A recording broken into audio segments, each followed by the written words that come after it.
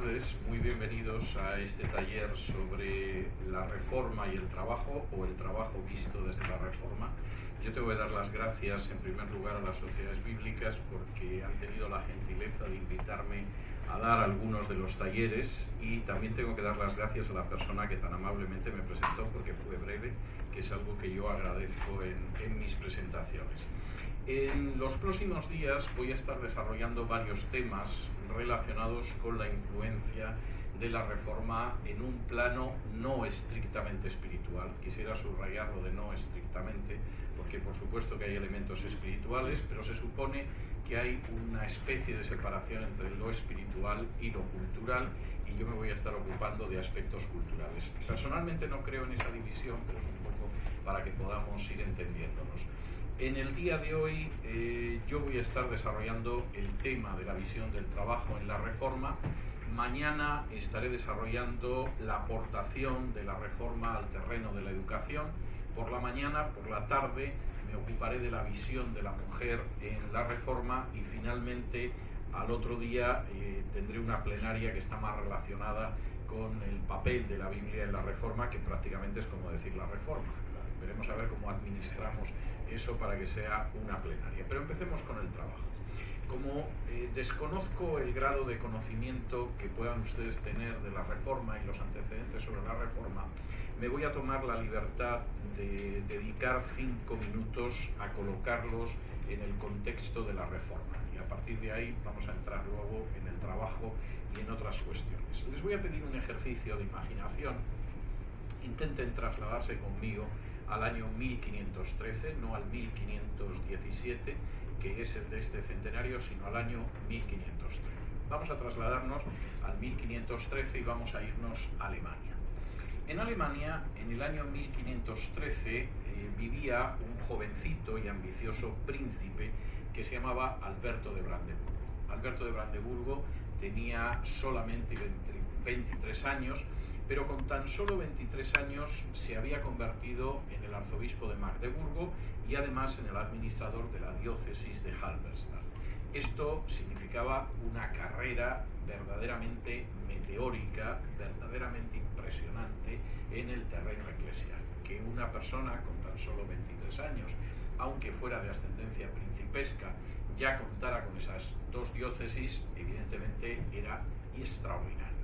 Pero Alberto de Brandeburgo era un muchacho muy ambicioso, y esas dos diócesis episcopales le parecían poco. De tal manera que al año siguiente, en 1514, cuando todavía seguía teniendo 23 años de edad, concibió la idea de convertirse en arzobispo de Maguncia. Ser arzobispo de Maguncia era algo verdaderamente extraordinario por varias razones. En primer lugar, el arzobispo de Maguncia era el primado de Alemania, es decir, el obispo más importante de Alemania, y ser el obispo más importante del Imperio Alemán con tan solo 23 años, evidentemente no era cosa baladí, no era poca cosa. En segundo lugar, y esto es todavía más interesante, el arzobispo de Maguncia era una de las personas que elegía al emperador de Alemania. Los alemanes habían llegado a la conclusión durante la Edad Media de que ser emperador era algo demasiado serio como para que pudiera pasar de padres a hijos. El emperador difunto podía haber sido un emperador notable, pero podía haber tenido un perfecto estúpido de hijo, y lógicamente por el hecho de ser hijo no iba a pasar a su cabeza necia la corona imperial.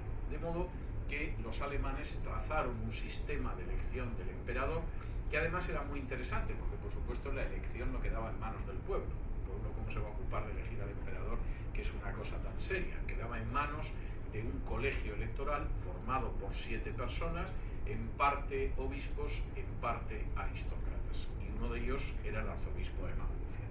Pero aparte de ser elector imperial y el primer prelado, el primer obispo de Alemania, ser arzobispo de Maguncia era abrir la puerta a recibir incontables riquezas, porque los electores imperiales sabían que en el momento en el que había que elegir al nuevo emperador de Alemania, lo que sucedía era que los distintos candidatos derramaban generosamente sobornos sobre los electores.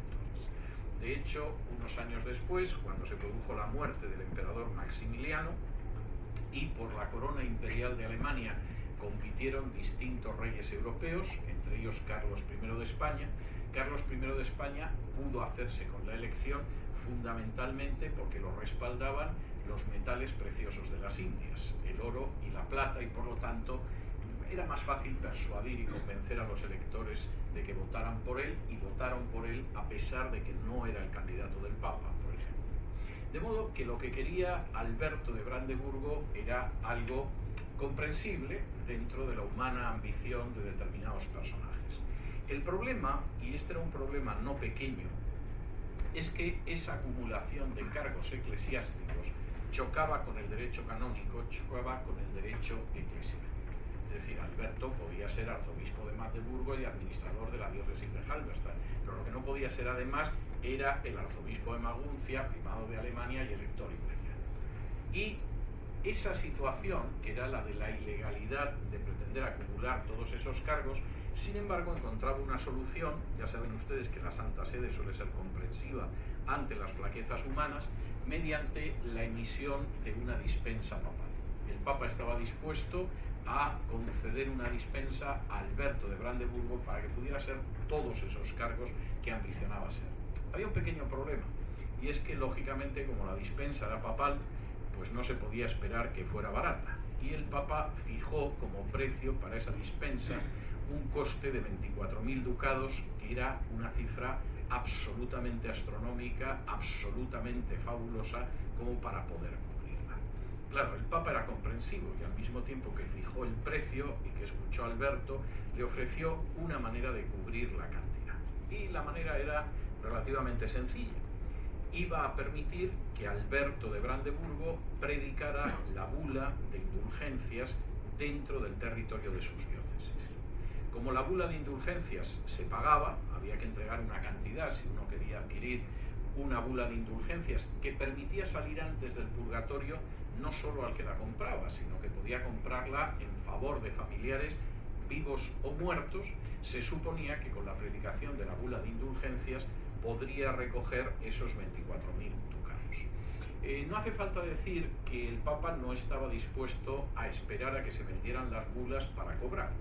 Él en realidad quería cobrar cash ya los 24.000 ducados. No era cuestión de esperar a que se recogiera todo el dinero, lo suyo era que pagara eso. Ya era bastante que le diera una forma, le sugiriera una forma de cubrir la cantidad. Y claro, visto así, el tráfico de indulgencias, en este caso la venta de indulgencias en las diócesis de Alberto de Brandeburgo, acababa siendo un asunto que beneficiaba a todo el mundo.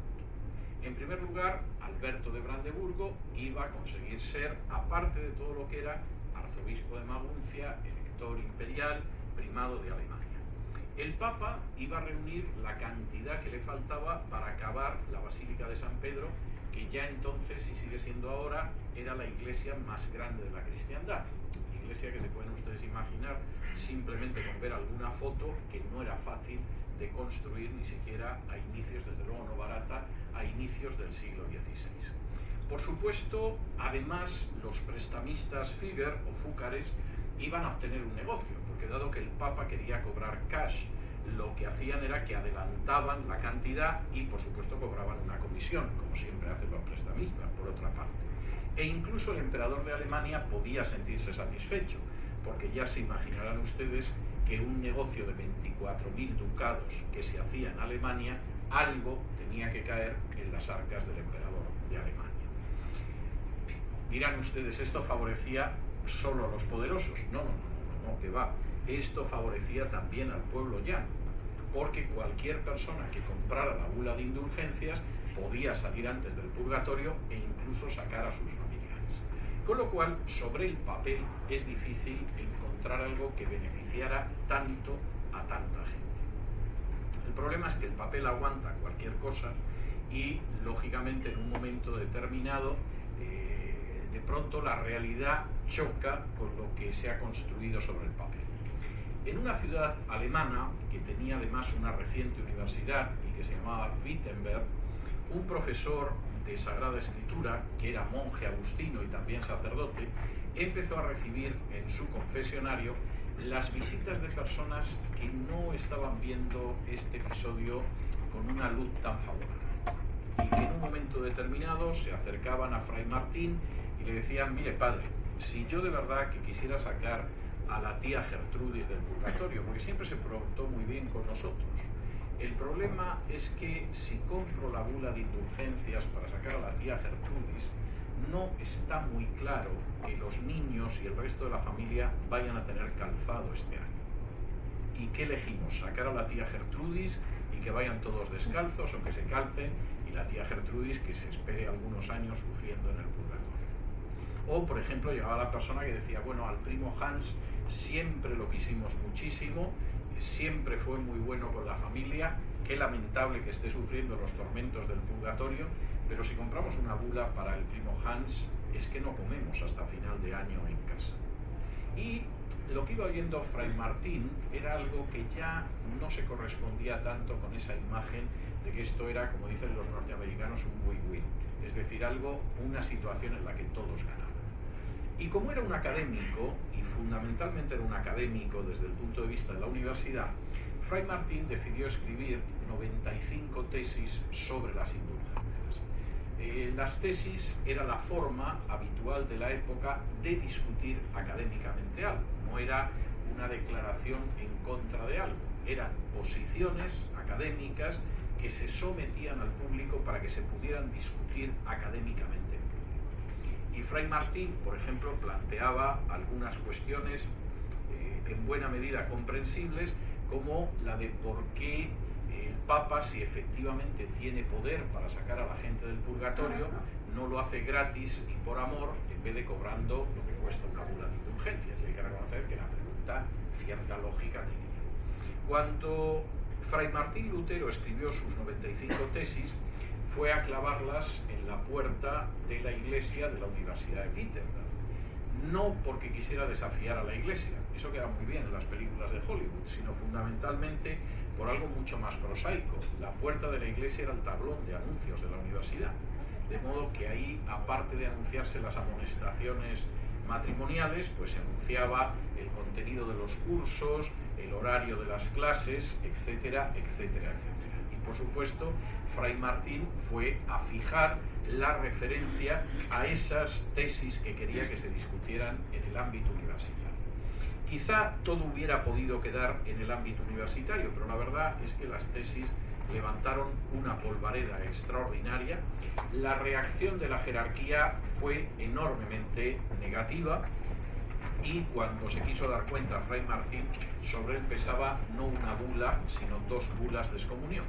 Y ya la acusación de hereje no era solo por lo que había escrito en las 95 tesis, sino por otras afirmaciones que había formulado en distintos escritos. Por ejemplo, Martín Lutero había escrito que el Espíritu Santo no se complacía cuando se ejecutaba a los herejes. Grandísimo error, porque cualquier persona sabe que pocas cosas le dan más alegría al Espíritu Santo a diario que ver cómo arde un hereje en una buena hoguera. De manera que efectivamente Fray Martín se la estaba jugando, había ido comprando todos los tickets de la lotería de la excomunión y lógicamente le tocaron 2 por el precio de 1. Y de esa manera, antes de que se pudiera pensar, había comenzado una reforma que empezó a producirse en otros lugares de Europa, muchas veces de manera independiente, en el caso de España de forma totalmente independiente a la de Alemania, en Inglaterra en buena medida de forma independiente, también en el caso de Suiza, y aquella reforma que inicialmente se supone que iba a ser una mera discusión académica, por supuesto produjo una alteración de la visión espiritual y además produjo una alteración de la visión cultural. Y ahora llegamos, si ustedes quieren un poco tarde, pero vamos a intentar que no se nos escape el tren, a el tema del trabajo en la reforma. El hecho de regresar a la Biblia, que fundamentalmente era el elemento fundamental de la reforma, es decir, la reforma se sustentaba en el principio de la sola escritura, es uno de los 3 pilares de la reforma, y efectivamente implicaba que la única regla de fe y conducta era la Biblia. Por supuesto, permitió zanjar, abordar, discutir distintas cuestiones teológicas. No cabe la menor duda, y Lutero fundamentalmente estaba en la discusión teológica. Era una deformación profesional, porque a fin de cuentas era lo que él se dedicaba laboralmente. Pero al mismo tiempo implicó cambios en la visión cultural. Porque de pronto regresar a la Biblia implicó descubrir una serie de enfoques y de valores que no eran los de la sociedad de inicios del siglo XVI, todavía en buena medida una sociedad profundamente medieval, una sociedad que se había extendido durante más de un milenio entre el final del Imperio Romano de Occidente y la época en que había estallado la Reforma. En el caso del trabajo es bastante interesante la evolución que se había producido. De entrada, el cristianismo tuvo, al menos durante un par de siglos, una visión del trabajo semejante a la que aparecía en las Escrituras. El problema es que el cristianismo se fue viendo cada vez más contaminado por corrientes paganas que no tenían una visión tan positiva del trabajo. De hecho, tengo que decir que no pasó solo con el cristianismo, esto aparece ya en el Talmud. En el Talmud hay un momento en que, abandonando el concepto del trabajo que aparece en la Biblia, se llega a la conclusión de que existe un trabajo mucho más santo que el trabajo habitual, que es estudiar los escritos de los rabinos, e incluso se llega a la conclusión de que si tienes una esposa que es la que se gana la vida y la que gana la vida para la familia, y tú te puedes dedicar a estudiar la Torá, vives en el mejor de los mundos.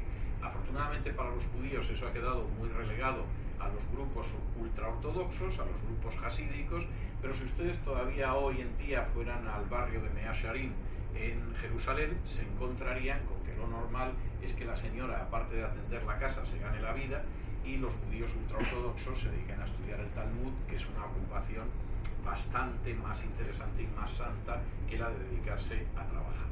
Ese punto de vista entró, yo diría que además con una fuerza inmensa, en el cristianismo en los primeros siglos, y en el siglo IV se había consagrado.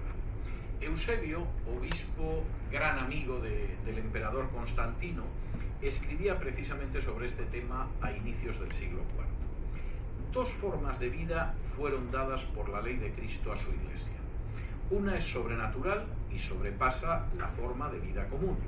Completa y permanentemente se separa de la vida común y ordinaria de la humanidad y se dedica al servicio de Dios. Esta es la forma perfecta de vida cristiana.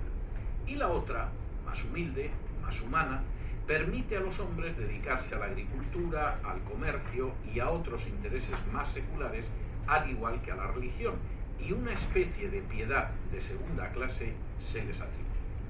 De modo que ya a la altura del siglo IV la enseñanza episcopal es que había dos ocupaciones, una era santa, era la forma, en fin, extra de la vida cristiana, que era separarse de la vida común y dedicarse exclusivamente a la vida religiosa, y en segundo lugar había otra, una piedad de segunda clase, que eran aquellos que aparte de ser religiosos pues se ganaban la vida trabajando, con lo cual el trabajo estaba en una situación no especialmente positiva.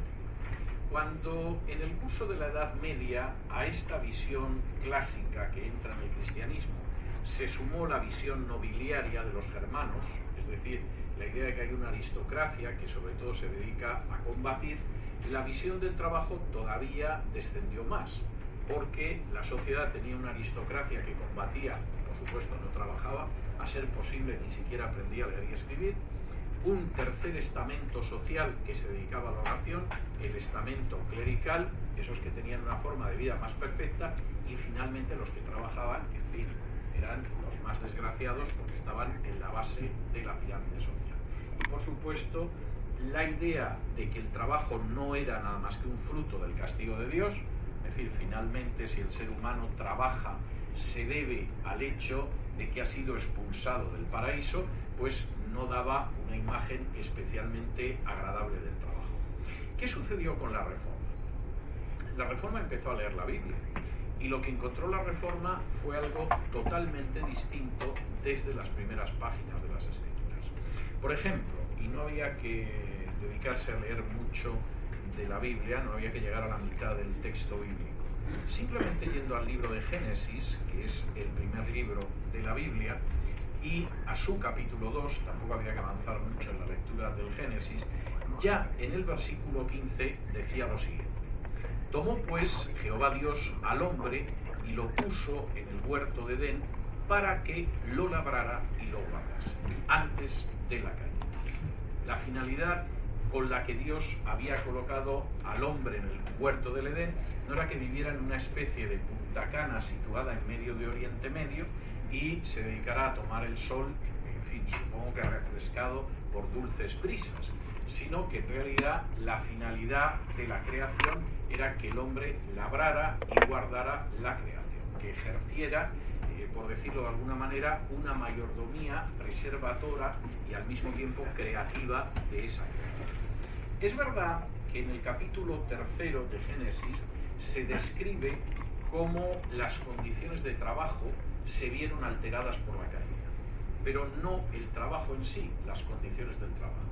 De la misma manera que la maternidad era previa a la caída, el hecho de las relaciones sexuales y de tener hijos era previo a la caída, pero la maternidad se vio alterada también dramáticamente como consecuencia de la caída. Tema del que hablaré, Dios mediante, mañana por la tarde al hablar de la visión de la mujer en la Reforma.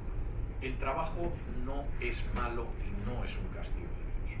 El trabajo es algo enormemente positivo, vinculado, estrechamente ligado a lo que Dios quiere de los seres humanos, y lo que sucede es que las condiciones del trabajo se han visto alteradas por la caída. Esto significó que inmediatamente los reformadores fueran escribiendo, no en el sentido de que escribieran un tratado sobre el trabajo, sino en el sentido de que era un tema que aparecía a la hora de comentar la Biblia o de escribir otras obras, fueron escribiendo afirmaciones que revalorizaban totalmente el trabajo y que recuperaban la visión bíblica del trabajo, que no era ni mucho menos la de la Edad Media. Por ejemplo, Lutero, precisamente haciendo una referencia a este texto de Génesis, escribió lo siguiente: cuando una ama de casa cocina y limpia y realiza otras tareas domésticas, porque ese es el mandato de Dios, incluso ese trabajo debe ser alabado como un servicio a Dios que sobrepasa en mucho la santidad y el ascetismo de todos los monjes y monjas. El texto es un texto muy interesante, no solo por lo que se refiere al trabajo, sino también por lo que se refiere a la recuperación de la dignidad de la mujer. Yo personalmente creo que las amas de casa históricamente tienen una suerte nefasta, aciaga. Si la sociedad tiene una inclinación machista, el ama de casa es la tonta que está en la casa haciendo labores de escasa importancia, que en fin, alguna tonta tiene que hacer.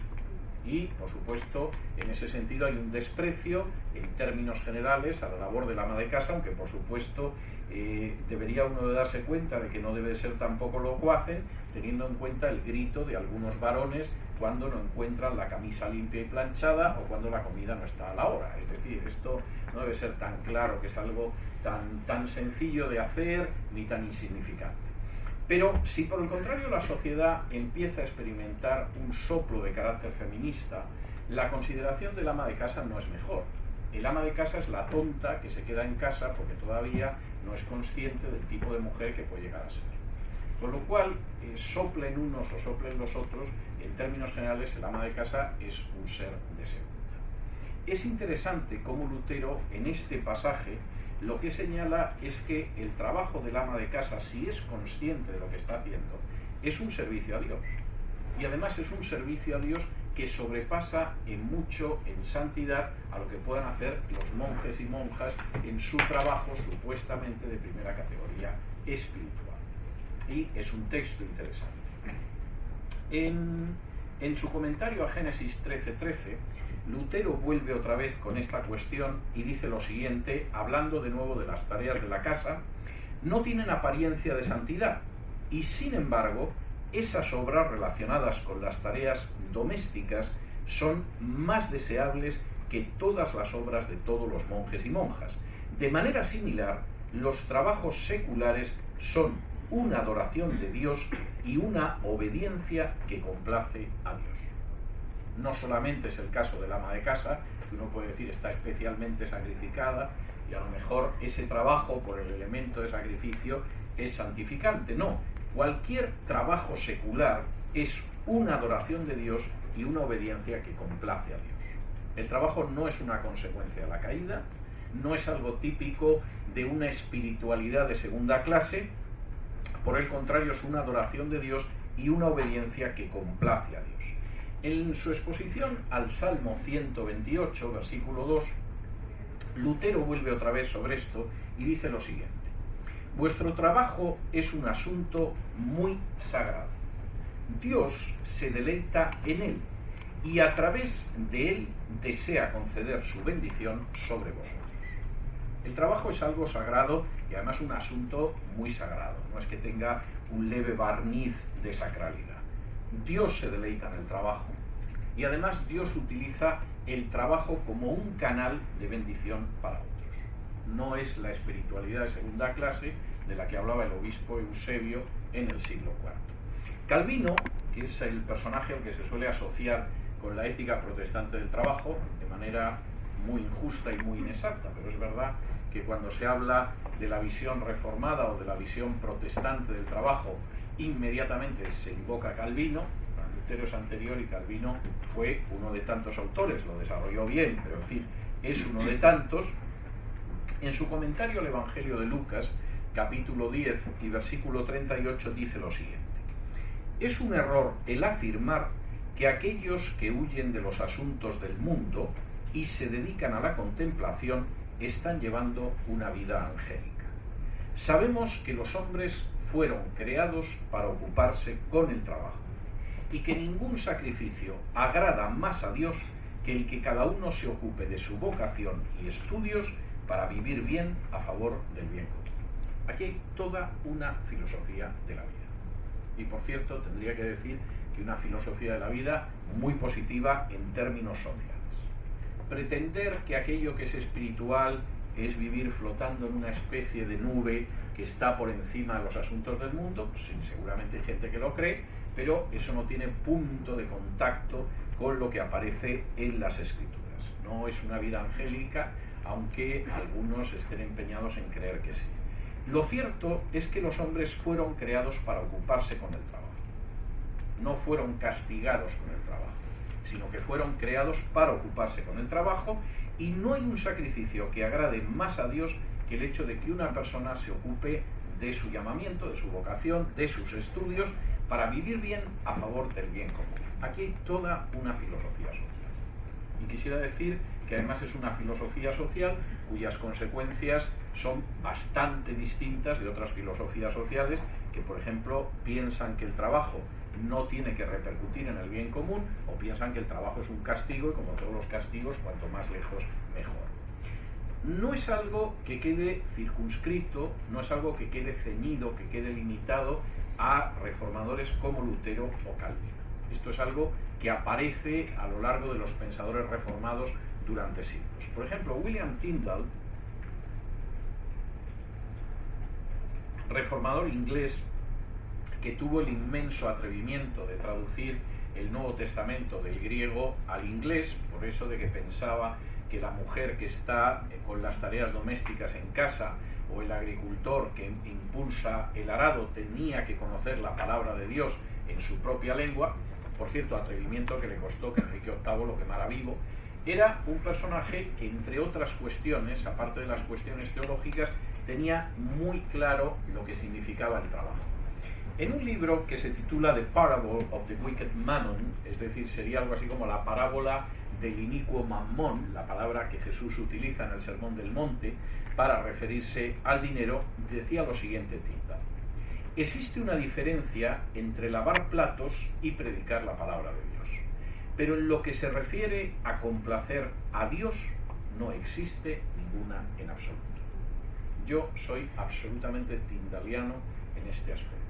Es decir, externamente, evidentemente, una persona que está en un púlpito, externamente es muy distinto de alguien que está limpiando el piso, que está poniéndole una rueda nueva, una llanta nueva a un automóvil en un taller, que está sirviendo unas mesas en un restaurante, o que está realizando cualquier otro tipo de trabajo. Externamente son trabajos distintos, eso se ve.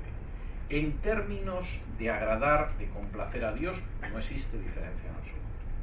Y me parece bastante importante. Es más, yo personalmente, pero esto es algo totalmente subjetivo, soy más tolerante con la gente que sirve mal una mesa que con la gente que disparata desde un púlpito. Soy bastante más paciente, de modo que incluso en esto seguramente mi punto de vista sería más extremo que el de Tyndale. William Perkins, uno de los teólogos puritanos más relevantes, quizá no de los más conocidos, pero yo confieso que para mí uno de los más sagaces y agudos, escribía lo siguiente: la acción de un pastor que guarda las ovejas es tan buena obra ante Dios como la acción de un juez que dicta sentencia, o un magistrado que gobierna, o un ministro que predica. Perkins volvía a ser muy claro sobre el valor del trabajo. Sí, es cierto, un pastor que guarda ovejas, pues es un señor que va empujando a las ovejas o que se ocupa de que no se le pierda ninguna, etcétera, etcétera. Eso es una obra tan buena ante Dios como un juez que en un momento determinado dicta una sentencia, un magistrado que está gobernando o un clérigo que se dedica a predicar. La dignidad del trabajo, sea el que sea, siempre que sea un trabajo honrado, es algo que quedó muy clara desde el principio para la Reforma. Por cierto, Perkins además añadía lo siguiente, decía que la gente puede servir a Dios en cualquier clase de vocación, aunque sea barrer la casa o guardar ganado. Es algo que casi merecería la pena colgarlo o ponerlo como un cuadrito en algunos hogares, para que las personas no olviden el inmenso valor del trabajo de los que se dedican a decentar ciertos hogares. Por si fuera poco, porque esto es algo que, en fin, resultaba bastante claro para los reformadores, por si fuera poco, aparte de la referencia pues al trabajo, en contra de la ociosidad, a cómo fue creado Adán y colocado en el huerto del Edén para que lo cultivara y lo cuidara, aparte de eso, los autores reformados se dedicaron a reflexionar sobre el ejemplo de Jesús. Y claro, el ejemplo de Jesús resultaba bastante claro. Jesús no había sido un rabino al uso. Hasta el momento en el que fue bautizado por Juan el Bautista, Jesús es descrito como un tecton, palabra griega que generalmente se traduce por carpintero, pero que en realidad habría que traducir, en España utilizaríamos el término manitas, es decir, una persona que realizaba cualquier tipo de trabajo manual. Es verdad, que podía hacer una mesa, pero también era la persona que si en un momento determinado se desquiciaba una puerta o se desquiciaba una ventana, te la podía volver a encajar, era la persona que te podía reparar una techumbre, era la persona que podía hacer casi cualquier cosa que exigiera el trabajo manual. Y por supuesto la conclusión a la que llegaban los reformadores era que si el Hijo de Dios había hecho eso, ¿cómo se puede considerar un trabajo de segunda clase, una espiritualidad de segunda clase, aquello que durante bastantes años hizo el propio Hijo de Dios? Hugh Latimer precisamente escribía lo siguiente: es una cosa maravillosa que el Salvador del mundo y el Rey sobre todos los otros reyes no se avergonzara de trabajar, sí, y de emplearse en una ocupación tan sencilla. Y Latimer concluía de esta manera: de esa manera santificó todas las formas de trabajo. Esto es una cosmovisión del trabajo muy distinta de la de nuestra cultura. John Dodd y Robert Cleaver incluso escribieron un texto, a mi juicio, verdaderamente extraordinario, donde por supuesto entre esas formas de trabajo incluían cualquier forma de trabajo que fuera honrada. En un texto que se llamaba A Godly Form of Household Government, que sería algo así como una forma piadosa de gobierno de la casa, decían lo siguiente: el gran y reverendo Dios no despreció el comercio honrado por humilde que fuera, sino que lo coronó con su bendición. Y aquí hay una filosofía distinta. ¿Cuál era la filosofía en esa parte del mundo que quedó fuera de la Reforma y que formó parte de la Contrarreforma? Por cierto, zona del mundo en la que por supuesto estaba España, pero también las Indias, que comprendían, entre otras futuras naciones, Argentina. Y por cierto, aprovecho para desmentir ese tópico tan común de que España es la madre patria de las repúblicas hispanoamericanas. Eso es una falacia. A los españoles les gusta decirlo, pero no es verdad. España es una nación hermana de las naciones de Hispanoamérica, y todas ellas tienen una mamá común, que es la España de la Contrarreforma. Y eso explica los paralelos inmensos que hay entre España y las distintas repúblicas de Hispanoamérica, aunque éstas tengan diferencias entre sí, pero finalmente tienen una cosmovisión y un entramado por detrás de carácter espiritual que es bastante común, que tiene diferencias de aliño según el país, pero que son bastante semejantes. ¿Qué era lo que sucedía en el mundo que, por supuesto, no recuperó los valores bíblicos que recuperó la Reforma, sino que se quedó con la Contrarreforma? España y las Indias, por ejemplo. Bueno, pues la visión del trabajo era muy distinta. Permítanme que les dé dos pinceladas para que comprendan ustedes lo que estoy diciendo acerca de esto, y luego voy a hablar de alguna aplicación práctica más específica de esta visión del trabajo. Hace aproximadamente un año y medio me encontraba preparando un campus literario que iba a dar en Lima, en Perú, sobre la mirada de Indias. El campus literario desarrollaba cada día un personaje distinto a lo largo de 1 hora y media aproximadamente, como estos talleres, y eran la forma en que esos personajes habían contemplado las Indias.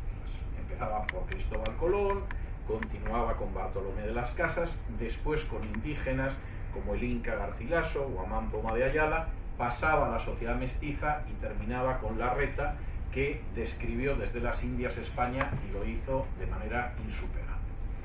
Como empezaba con Cristóbal Colón, entre otras cosas me dediqué a volver a releer los documentos de la vida del almirante. Y llegué al año 1500, en que, hartos de las quejas que les llegaban desde las Indias, protestando de Cristóbal Colón, los reyes católicos deciden que Cristóbal Colón regrese cargado de cadenas a España y que rinda cuentas. Y empecé a leer los expedientes, las denuncias que los españoles habían enviado a España protestando de Colón. Bueno, según quien fuera el español, tenía motivos de protesta variados. Pues a veces era que el almirante le había tratado con altivez, a veces que parecía que favorecía sobre todo a sus hijos, etcétera, etcétera, etcétera.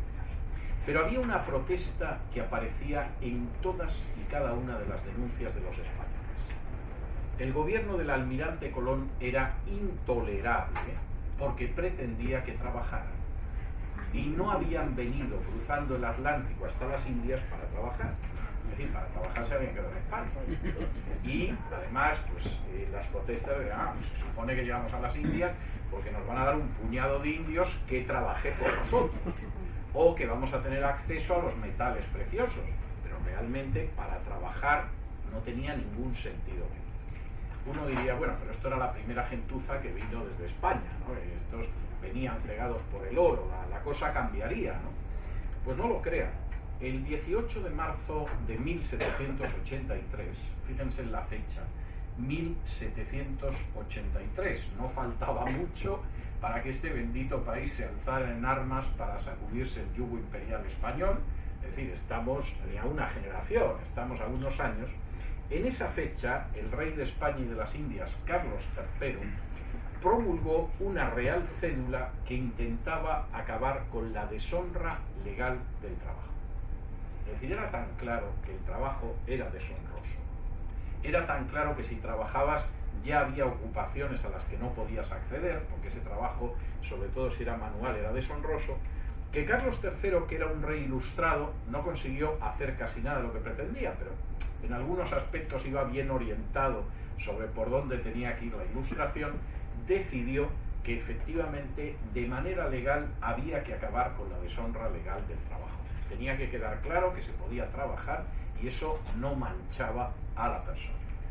Yo personalmente tengo la sospecha de que no convenció a los españoles de ninguno de los dos hemisferios, como se decía entonces, y que en nuestra cultura o en nuestro ADN cultural sigue existiendo una visión negativa del trabajo.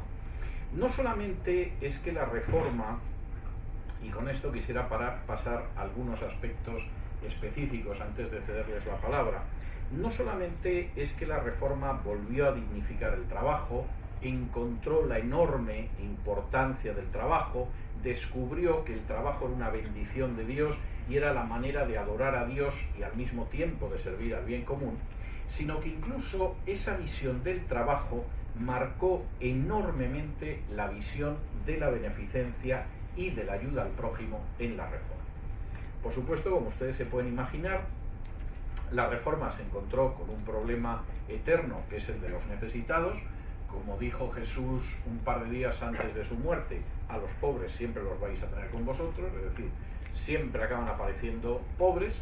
Por supuesto, la Reforma era sensible a eso, y era sensible además al mandato de amor al prójimo y de compasión hacia los necesitados, pero es muy interesante la forma en que abordaron esta situación. Por ejemplo, uno de los casos más notables sería el de una de las primeras entidades de beneficencia que nacieron con la Reforma, que fue la Bourse Française, o la Bolsa Francesa, si ustedes prefieren la traducción al español. A la ciudad de Ginebra, que era una de las, yo diría que uno de los pilares de las grandes ciudades de la Reforma, empezaron a llegar de manera masiva refugiados de otros países.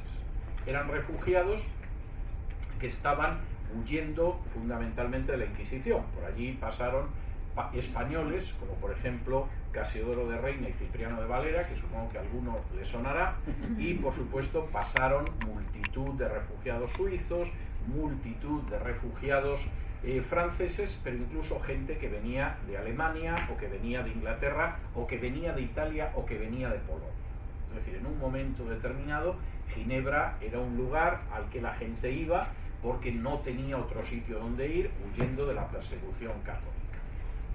En la década de 1550 a 1560, para que ustedes se den cuenta, en una ciudad, porque Ginebra no pasaba de ser un municipio, no era una provincia, no era una región, no era una nación, era una simple ciudad, de 1550 a 1560 por Ginebra no pasaron más de 60.000 refugiados, que es verdaderamente una cifra espectacular que, como pueden ustedes imaginarse, sobrepasaba los recursos de la ciudad.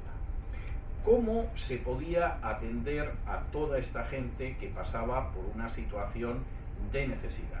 Bueno, se creó una organización que se llamaba la Bourse Française. ¿Qué hacía la Bourse Française?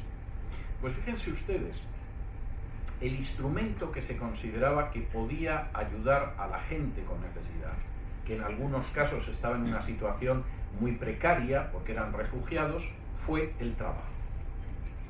De manera clara, desde el principio, en la Ginebra protestante se rechazó la idea de entregar subvenciones o subsidios a la gente que estaba necesitada, y se recurrió a fórmulas que permitieran que esta gente, mediante el trabajo, pudiera salir de su situación. Por ejemplo, por citar algunos casos, aquellas personas que, por ejemplo, conocían un oficio, pero que quizá habían perdido las herramientas, o lógicamente no habían podido huir con su taller a cuestas, gente que podían ser joyeros, impresores, zapateros, pañeros, etcétera, se les ayudaba proporcionándoles las herramientas para que pudieran de nuevo empezar a trabajar en la actividad que conocían. En el caso de aquellas personas que no conocían una ocupación expresa que les permitiera vivir, porque a lo mejor eran huérfanos, eran muchachitos muy jóvenes, era quizá una viuda, etcétera, etcétera, se les enseñaba una actividad que les permitiera mantenerse mediante el trabajo. Y en ese sentido, la creación de talleres, de lugares de aprendizaje para que la gente se pudiera ganar la vida, es otro de los elementos de la Bourse Française. Pero la idea, por utilizar un conocidísimo refrán chino, es que la solución a la necesidad no venía por dar pescado, sino por enseñar a la gente a pescar. Y es bastante interesante la forma en que esa visión del trabajo influyó enormemente en la propia beneficencia. El hecho de mantener a determinados sectores de la sociedad posiblemente iba a hacer que esa gente se acostumbrara a vivir de esa manera, y por lo tanto lo que había que intentar era que pudieran caminar sobre sus propios pies y que además caminaran sobre sus propios pies trabajando. No solamente este es un aspecto enormemente interesante, es que además se dio la circunstancia de que al mismo tiempo, de manera bastante clara, los autores reformados comprendieron una serie de aspectos sobre el trabajo que no siempre son comprendidos. Por ejemplo, el hecho de que el éxito no deriva del trabajo. El éxito no deriva de dedicar 24 horas a trabajar, de afanarse y de considerar que el trabajo es lo primero que hay en esta vida. El éxito, en última instancia, deriva de la voluntad de Dios y, por lo tanto, la clave no es convertirse en un personaje que solo piensa en trabajar, aunque evidentemente el trabajo bien hecho y diligente es algo que se supone que tiene que darse. Por utilizar las palabras de Jesús, si una persona en un momento adelante en esta vida sale, es precisamente porque lo que busca en primer lugar es el buscar el reino de Dios y su justicia, y todo lo demás vendrá por añadidura. Por supuesto, el buscar el reino de Dios y su justicia no significa sentarse tranquilamente a tomar el té a la espera de que la providencia se dedique a suplir aquello que no suplimos nosotros con nuestra falta de trabajo y de diligencia. Pero sí es comprender que el trabajo, con toda su importancia, no es ni mucho menos lo primero que hay en la vida. Calvino, escribiendo precisamente sobre este tema, Calvino, al que le acusan de casi todo, incluido de tener una visión trabajólica del trabajo, decía lo siguiente: los hombres se desgastan en vano con el trabajo y se deshacen ayunando para adquirir riquezas, olvidando que éstas son solo un beneficio que viene de Dios. Buscar las riquezas, deshacerse en el trabajo, más allá del hecho de glorificar a Dios con nuestro trabajo, de bendecir al bien común, de agradecer a Dios lo que ha hecho por el trabajo, tiene consecuencias malísimas. Entre otras, que los hombres acaban desgastándose y de hecho acaban incluso extinguiéndose. Es algo en ese sentido bastante claro. Y en contra de la tesis de Weber, que entendió a medias lo que era la ética protestante, en algunos aspectos sí, en otros patinaba penosamente, y que pensaba que el trabajo y el hecho de tener determinadas recompensas pues es finalmente lo que define la elección. Supuestamente los protestantes trabajaban mucho porque así ahorraban y acumulaban dinero y entonces estaban seguros de que habían sido elegidos. Mayor disparate no cabe. La posición de los autores reformados fue, pero verdaderamente, muy distinta. De hecho, los autores reformados insistían en que la riqueza y la bendición de Dios no es algo que necesariamente vaya unido. Hay gente que tiene la bendición de Dios y vive de manera extremadamente humilde, hay gente que es muy rica y, como la Biblia dice claramente, desde luego no pueden estar más lejos de Dios. La equiparación de la prosperidad económica con la elección es un disparate. Por ejemplo, Richard Greaves, que es uno de los autores puritanos más interesantes, escribía lo siguiente, y el texto era oportuno cuando él lo escribió en su día. Bueno, ahora es de una oportunidad verdaderamente escandalosa. Decía lo siguiente: no son las riquezas, sino la fe y el sufrimiento por causa del Evangelio los que son señales de la elección. Si alguien duda de su elección y está buscando una señal de la elección, no la va a encontrar en las riquezas. Eso no significa nada. Hay ricos impíos, como señala, por ejemplo, el Salmo 73 o otros pasajes de la Biblia. La señal final de la elección, en todo caso, es la fe y el hecho de que uno está dispuesto a sufrir por causa del Evangelio. Lo cual es, además, dicho por un autor calvinista bastante significativo. La señal de la elección, en todo caso, será la fe y el sufrimiento, jamás las riquezas. Y en esto, como en otras cosas, Weber andaba pero muy equivocado. Segundo aspecto que me parece también muy importante destacar: la recompensa por nuestro trabajo no es una recompensa material. Entendámonos. Por supuesto que trabajamos, entre otras cosas, porque es una manera de sostenernos a nosotros mismos y a nuestras familias. Pero efectos del trabajo y de aquello por lo que nosotros trabajamos, lo fundamental es una consideración espiritual y moral, y no es una consideración económica. Y los autores reformados, en este sentido, insistían que el hecho de glorificar a Dios y de beneficiar a la sociedad, de trabajar por el bien común, era la clave del trabajo. no el hecho de que nos proporcionara más o menos dinero. Por ejemplo, William Perkins, al que he hecho antes referencia, decía lo siguiente: la principal finalidad de nuestras vidas es servir a Dios al servir a los hombres en las obras de nuestra vocación. El verdadero fin de nuestras vidas es servir a Dios sirviendo al hombre. No es necesariamente ganar dinero, no es que esté mal ganar dinero. Todos necesitamos dinero, aunque solo sea para comer 3 veces al día o cambiar de zapatos de vez en cuando, pero la consideración no es eso. Richard Baxter, otro de los teólogos puritanos que a mí más me llama la atención y me parece más interesante, señala que el propósito del trabajo, cito literalmente, es obedecer a Dios y hacer el bien a otros. No trabajamos como una forma simplemente de acumular bienes materiales. Eso se puede ser cuando uno trabaja y además ahorra, pero la finalidad fundamental del trabajo es obedecer a Dios y hacer el bien a otros. Y además, continúa diciendo Richard Baxter, el bien público o el bien de muchos tiene que ser evaluado por encima del nuestro propio. No son opiniones excepcionales. John Preston, otro autor puritano, decía lo siguiente: tenemos que trabajar no por nuestro propio bien, sino por el bien de otros. Y en este sentido, la visión del trabajo era bastante clara. El éxito es algo que no depende de nuestro esfuerzo, debemos esforzarnos, pero tenemos que aceptar que no siempre es así, es algo que deriva de Dios y Dios sabe realmente si debe bendecirnos más en términos materiales o no. La recompensa que buscamos con el trabajo no es en absoluto una cuestión material, aunque lógicamente es necesario, sino que buscamos sobre todo glorificar a Dios y beneficiar a la sociedad.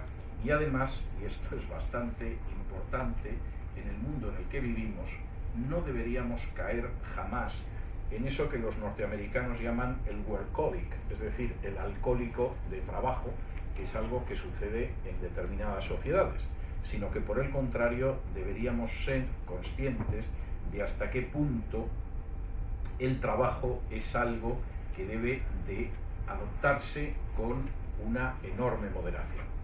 Por ejemplo, el teólogo escocés puritano Robert Woodrow escribía lo siguiente: el pecado de una afición excesiva por el comercio, descuidando unos intereses más valiosos, pienso que estará escrito sobre nosotros el día del juicio.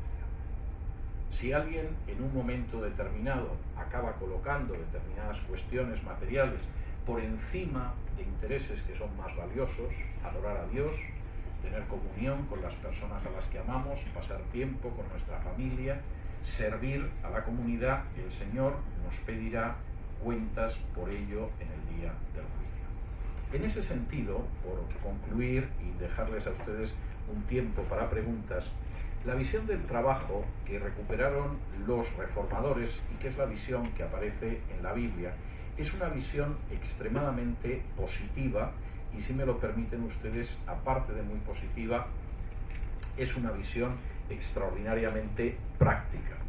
En primer lugar, la visión de la Reforma sobre el trabajo es una visión optimista y positiva. El trabajo no es un castigo, el trabajo no es una maldición, el trabajo no es algo de segunda clase que tiene que amargarnos la existencia. Por el contrario, el trabajo es un don de Dios.